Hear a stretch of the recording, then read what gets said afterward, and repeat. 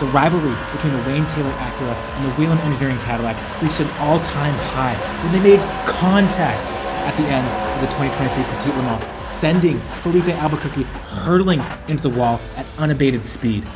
This rivalry is nothing new though. Back in 2020, when fighting for the championship, Ricky Taylor sends a late lunge up the inside of Pipo Derani, who tries to defend and is sent spinning off of the track, causing an altercation in the pit lane after the race. And in 2021, when once again fighting for the championship, Ricky Taylor sends a late move up the inside of Felipe Nasr, who narrowly avoids making contact with the 10 car straight lining the chicane off the track and back on again, albeit at a much slower speed, which allows Felipe Nasr to make the pass up in the second position, handing the Wheelen Engineering crew the championship, resulting in one of the strangest victory celebrations that I've ever seen. I ran out of fuel. How about that? This is time to run out. Yeah, man. Congratulations. Thanks, buddy. So now, in 2023, in the final race, it once again comes down to the 31 Wheelen Engineering Cadillac versus the 10 Wayne Taylor with Andretti Acura, fighting for the championship. It was advantage Acura after qualifying, with Luis Delatraz putting the number 10 car on pole position and showing his emotion, pumps his fist. Wayne Taylor grabs it and shakes it like a dead fish. With the start of the race going perfectly to plan for the number 10 crew, it was anything but that for the 31 car. When exiting the pits, Alexander Sims runs these two red lights at the end of pit lane and is hit from behind for good measure by the 25 BMW. This causes damage to the rear left corner of the 31 Cadillac, and Sims has to bring the car back into pit lane to get a new rear clip kicked on by the crew. To add insult to injury, Alexander Sims has to serve a 60-second penalty for running that red light at the end of pit lane. But with hard work, determination, and lots of teamwork, the 31 crew is able to get back on the lead lap. And with just over 3 hours to go in this 10-hour race, he has caught the back of the number 10 car as well. So if we look to the right as Aiken crests this hill, we can see the number 10 Acura of Luis Delatraz entering the pit lane, which sets up a crucial pit stop because any miscue will hand the position over to number 31 car. So as the 10 crew bolts on a fresh set of freezing cold Michelin tires, Aiken comes screaming through once again to try to put a lap on the number 10 Acura. As Delatraz fires this number 10 car away from the pit box, he re-enters the track very gingerly because there's so little grip on these cold tires. He's at a big disadvantage as the 01 Cadillac, the race leader, goes by. Surely the 31 Cadillac won't be too far behind as Delatraz just struggles for grip going through that right-hander. Now going down through the S's, he is going so slowly. We can jump back aboard with Jack Aiken, who has now caught Delatraz, who actually has a GTD Lamborghini stuck behind him. That's how slow he's going on these cold tires. And on the exit, there is no chance for Delatraz as Aiken goes flying by on his hot Michelin rubber, crucially putting one lap between himself and the number 10 car, with the number 31 still needing to make a pit stop. And to make matters worse, going through the slow right-hander, the number 60 car of Tom Blomqvist makes his way past as well, giving Delatraz even more work to do if he wants to win this championship. A few minutes later, it's Aiken's turn to make his way into pit lane and to bolt on a freezing cold set of Michelin tires. As the crew sends him away, let's sit back and listen to this amazing launch.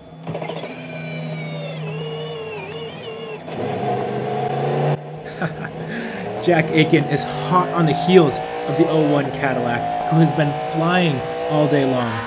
And with Aiken on cold tires now, it's Delatraz's turn to put pressure on the number 31 car on his hot Michelin rubber. Coming down through the S's, the 31 and the 60 are caught in traffic as Blomqvist looks to make his way past Aiken. He looks again into this left-hander, but there's just no room there. He gets hung up on the apex curb, which gives Delatraz a chance on his hotter tires, get the better exit, and get the run on the 60, and make the pass, putting himself directly behind Jack Aiken in the number 31, who uses this GTD and LMP2 traffic to build a little bit of a gap on the number 10 car. A few laps later, it is game on between Delatraz and Aiken, as Aiken catches GTD traffic in the S's, and having absolutely nowhere to go, it allows Delatraz to close the gap. As he has to slam on the brakes through the S's, Aiken, just waiting patiently behind these GTD cars, is able to put the power down coming out of the left-hander and make his way past these two GTD cars. He defends to the inside through turn 6. With nowhere to go, Delatraz has to hang back and hold position. Aiken defends once again, going into the slow turn 7. This will compromise his exit and allows Delatraz to get the run as they make their way onto the long back straight. Delatraz now firmly in the draft of that number 31 Wheelen Engineering Cadillac. Delatraz pops to the outside to make his way past the 31 Cadillac on the straight as they make contact heading into the braking zone for the chicane. Delatraz bringing his 10 Acura back ahead of number 31 Wheelen Engineering Cadillac and moving his teammates back ahead in the Drivers' Championship, as Aiken gets caught behind a GTD Porsche through the final corner, which allows Delatraz to get a small gap. With Delatraz trying to pull away, they both make their way into the pit lane for another set of pit stops. Given that the 31 car pitted more recently, it should be advantage Cadillac and advantage Wheelen Engineering in this pit sequence. We can look aboard the number 10 car and see Delatraz getting out and their closer, Filipe Albuquerque, jumping aboard the number 10 Acura. Aiken is ushered away by his team, and as predicted, he is ahead of the number 10 Acura, given that he had a shorter fuel fill compared to Albuquerque. Albuquerque has very little time to get comfortable with these freezing cold tires because it is game on for the championship. And as they head through turn 3, the safety car is going to come out, and Albuquerque has absolutely no grip, goes off the track through turn 3 on these freezing cold tires, and the 60 car is going to once again make his way past, forming a buffer between Filipe Albuquerque and Jack Aiken.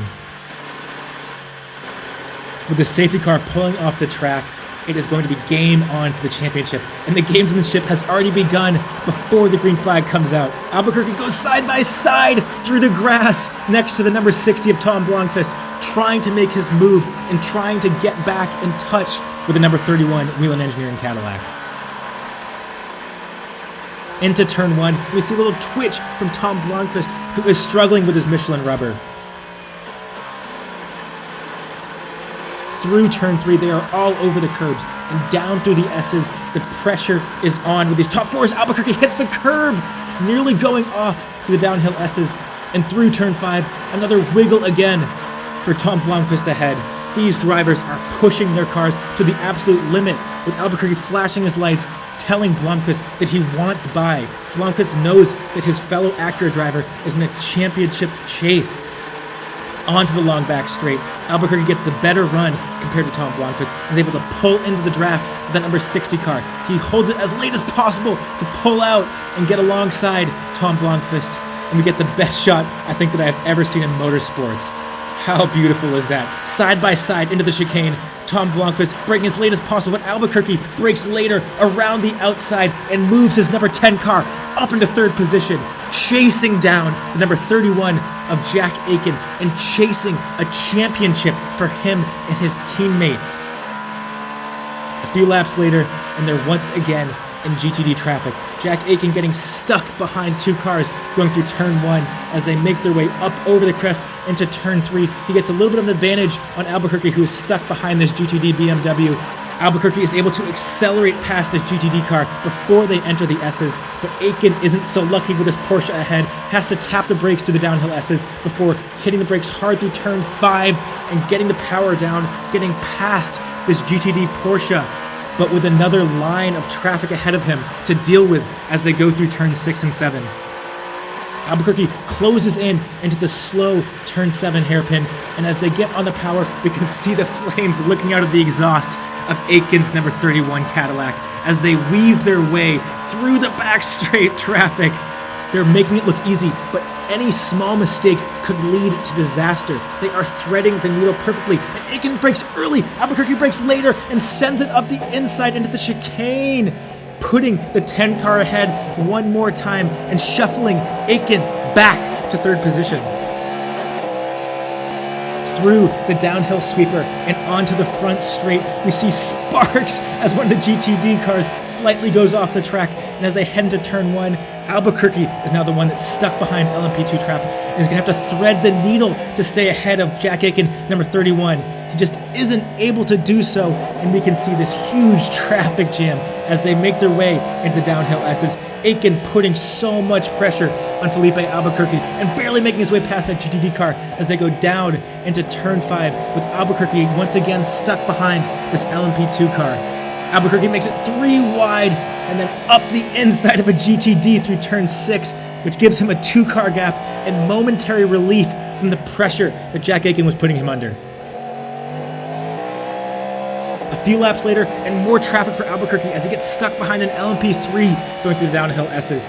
Aiken hangs back though to try to get a run coming out of turn 5, and as they get on the power, he closes the gap marginally to Filipe Albuquerque and flashes his lights for good measure, telling Albuquerque, "I'm here and I mean business," as he looks up the inside of that number 10 Acura, who sends a late move up the inside of 2 GTD cars into turn 7.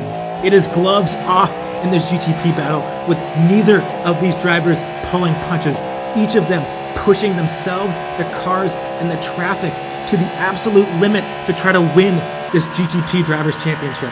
And with Albuquerque coming up on an LMP2 car, he brakes as late as possible to get past, gets hard on the throttle, and catches the curb awkwardly on the inside, gets hung up on the curb on the outside, which allows Aiken to make the pass and get back up into second position and take control of the championship one more time for the number 31 crew. But Albuquerque is not going to go down without a fight. And through turn 1, Albuquerque puts pressure on this number 31 car, not allowing the Wheelen engineering car to get away. Through turn 3, it's traffic once again for Jack Aiken as he makes a late pass up the inside through the S's, just squeezing ahead of that GTD Porsche. Albuquerque has to hang back through turn 5 as he puts the power down hard and makes his way past Rexy. It is just a mess of traffic ahead though, as Aiken makes his way past 3 cars heading into turn 6, building a gap between himself and Albuquerque, who looks up the inside of the GTD Aston, who barely sees him at the last second and leaves room. Breathless moments here in this GTP fight as they work their way through this incessant GTD, LMP3, and LMP2 traffic. An hour and 35 minutes left in the race, and it is once again time for pit stops. Albuquerque is going to hit that pit lane speed limiter and going to cruise into his pit box. No driver change this time, just a little bit of water, some new tires, and they will drop the car and send him on his way. The 31 crew, now shadowing Wayne Taylor's strategy, pulls Aiken into the pit box on the next lap, and he is going to jump out and hand over to Wheelen Engineering's closer, Pipo Derani. And as the crew bolts him in and bolts on a set of fresh Michelin tires, Pipo Derani has one task: to keep this number 31 car ahead of the number 10 Wayne Taylor Racing Acura.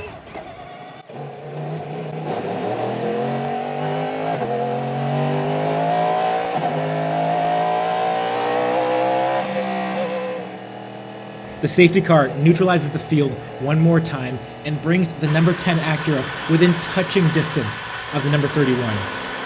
And as the safety car pulls off the track, these two drivers build temperature in their tires as they build themselves up for what is sure to be one of the most intense battles of their careers.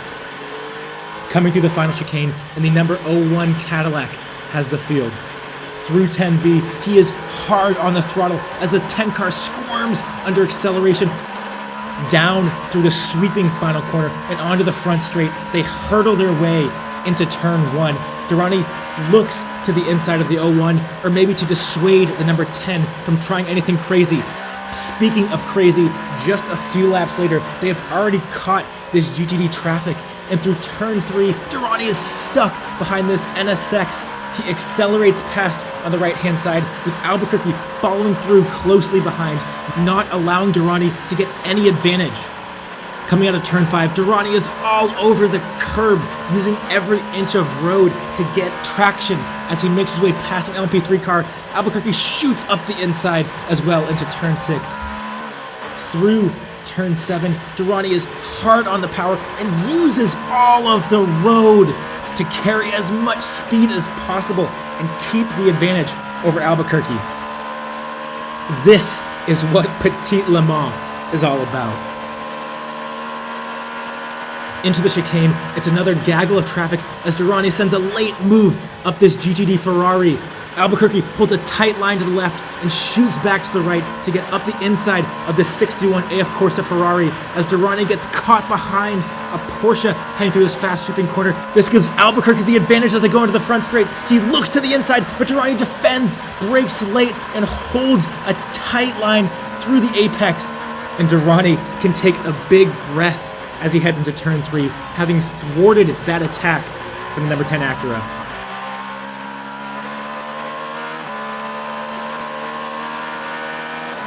Down the back straight into the chicane one more time, and it's traffic one more time, and another late braking move from Derani as he gets up the inside of the Windward Racing Mercedes.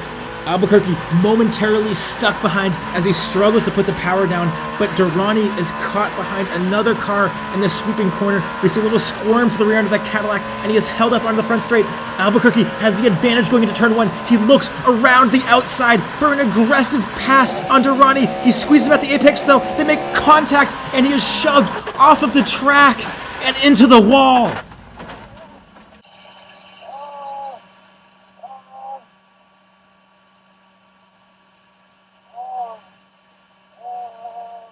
That was a massive hit, and Albuquerque is in massive pain. The cruelty of racing, unlike other sports, is there are no do-overs, there are no timeouts. The clock never stops. The race keeps going. And with Albuquerque struggling, the number 10 car in the wall, the race marches on. Under safety car speed, the number 31 makes his way past the number 10 Acura, putting him another lap down. And I want to say before we go any further that Albuquerque was evaluated and released from the hospital. So, with the knowledge that Albuquerque is okay, let's try to make this video a little bit less serious and get back into the joy of racing. Because there is still a chance that this 31 car doesn't win the championship. If the 25 BMW finishes in the top 4 with a 31 car down in 8th place, that would give Connor De Filipe and Nick Yellowly the championship. So Derani has no time to dwell on this accident and has to immediately set his sights on staying in front of the 25 BMW.